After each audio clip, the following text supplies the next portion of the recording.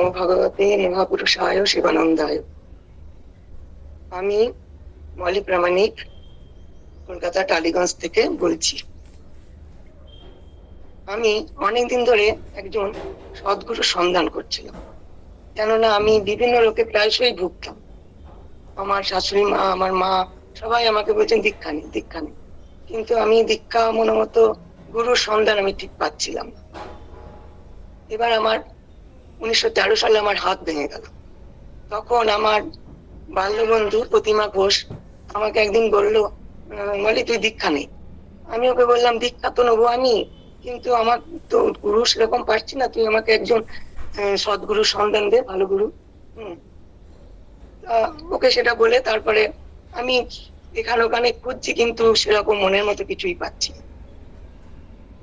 এবার 1915 সালে ওই বান্ধবী আমাকে বললো একদিন, তুই দীক্ষা নিবি? আমরা নাসিক গিয়েছিলাম, সেখানে আমার হাজবেন্ড এক মহাপুরুষের কাছে দীক্ষা নিয়েছে। ওনার অনেক বয়স, 118 বছর হয়ে গেছে, কিন্তু উনি খুবই অ্যাক্টিভ, সিঁড়ি দিয়ে গড় গড় করে উঠে যান, আবার খুব তাড়াতাড়ি হাঁটতে পারেন, আমাদের থেকে অনেক বেশি সুস্থ। উনি ডিসেম্বর মাসে কলকাতায় আসছেন, তখন যদি দীক্ষা নিতে চাস তাহলে নিতে পারিস। আমি তখন ফারাক্কায় থাকতাম। আমি বললাম ঠিক আছে, আমি ডিসেম্বরে কলকাতায় যাব, তখন যোগাযোগ করব। এইবার 1915 সালে 25 ডিসেম্বর,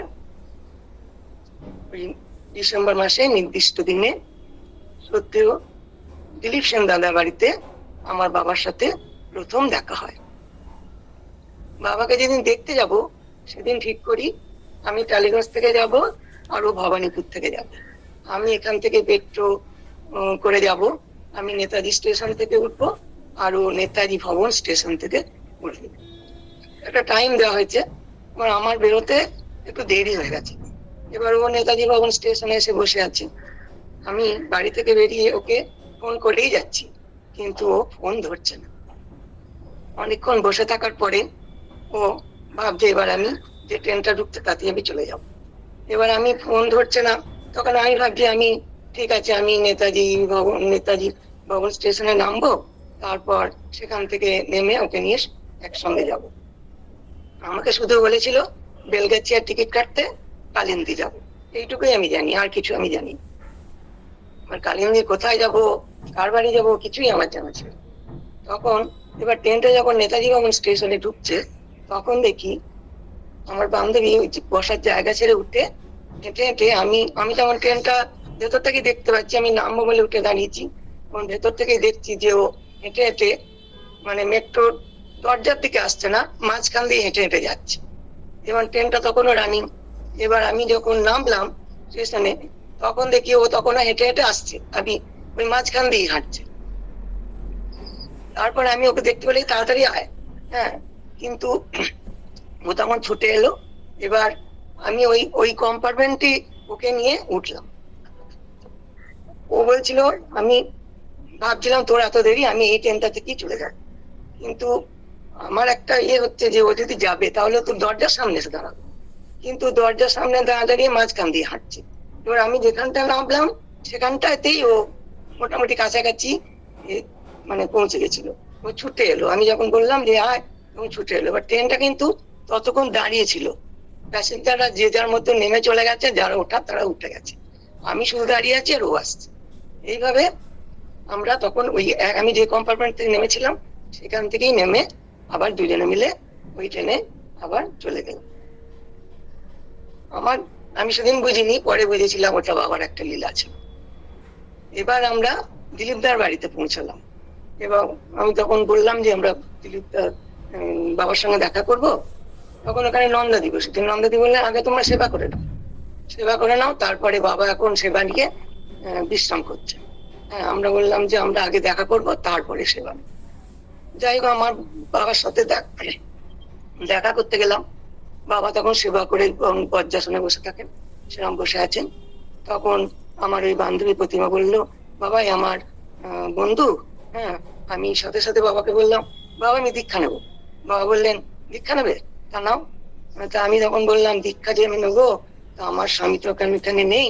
আমি জানতাম যে আমার একটা ধারণা ছিল স্বামী স্ত্রী একসঙ্গে দীক্ষা নিতে হয়। তখন পাশেই সত্যিও অসীমদা বসেছিলেন। উনি বললেন একা একাও নেওয়া যায়।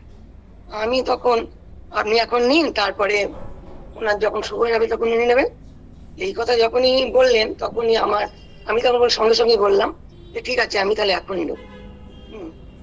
সেদিন বাবার নবদ্বীপ যাওয়ার কথা। অসীমদা বললেন আমার বাড়িতে আসুন, নবদ্বীপ থেকে ফিরে বাবা আমার বাড়িতে থাকবেন, তখন আপনি আমার বাড়িতে এসে দীক্ষা নিন। অসীমদা সঙ্গে সঙ্গে ঠিকানা, ফোন নম্বর সবকিছু আমায় লিখে দিলেন এবং কবে যেতে হবে সেটাও বলে দিলেন। এটা 1915 সালের সম্ভবত 29শে ডিসেম্বর। সেই দিন আমার অসীমদা বাড়িতে আমি দীক্ষা নেওয়ার জন্য সকালবেলা একদম ফার্স্ট মেট্রো ধরে চলে গেছি। গিয়ে 8টার মধ্যেই মোটামুটি কোথাও পৌঁছে গেছি। অসীমদা বাড়ির সামনে গিয়ে আমি ফোন করছি। অসীমদা বললেন আমি তো বাবাকে নিয়ে একটু বেরিয়েছি, আপনি বাড়িতে বসুন। হ্যাঁ, এবার আমি বসে আছি, আমার ছেলে আমাকে পৌঁছে দিয়ে বাড়ি চলে এসেছে। এবার একটু পর পরও ফোন করছে, মা তোমার দীক্ষা হয়েছে? আমি বলছি না রে, বাবা তো এখনো আসেননি। হ্যাঁ, আবারও কিছুক্ষণ পর ফোন করছে, মা তোমার হয়েছে? আমি না না এখনো আসেননি। তখন আমাকে বলছে মা ঠাকুমা বলছে তুমি বাড়ি চলে এসো। হ্যাঁ, এবার আমি ওকে খুব রেগে গেছি। আমি বলছি দেখ তুই আমাকে আর কিন্তু ফোন করবি না। হ্যাঁ, আমি যখন এখান থেকে বেরোবো তখন আমি যাব, তার আগে তুই আমাকে ফোন করবি না। আর আজকে আমি দীক্ষা নিয়েই যাবো, সে জটাই বাজু। তারপরে তখন হয়তো প্রায় 12টা, 12:30 হয়তো বেজে গেছে।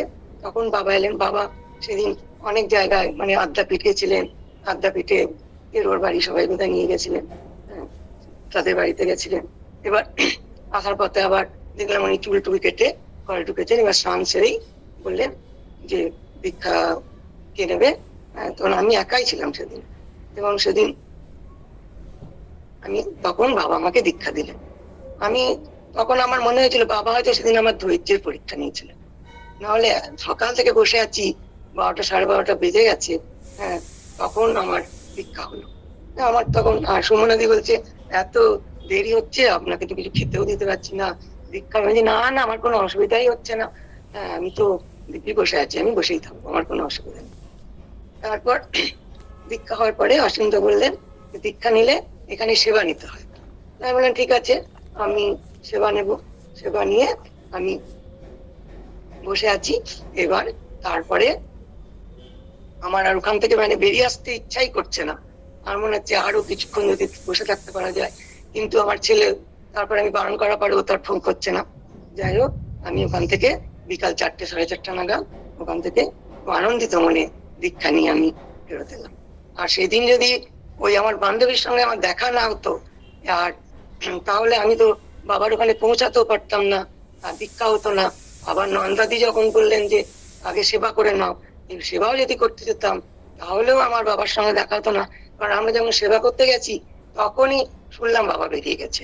তাই বাবা আমাকে অসম্ভব কৃপা করেছিলেন সেদিন, তাই আমি বাবাকে সঙ্গে দেখা করে আমি দীক্ষাটা নিতে পেরেছি। গ্রাম সবাইকে পুনঃ আমার ভুলভ্রান্তি ক্ষমা করবেন।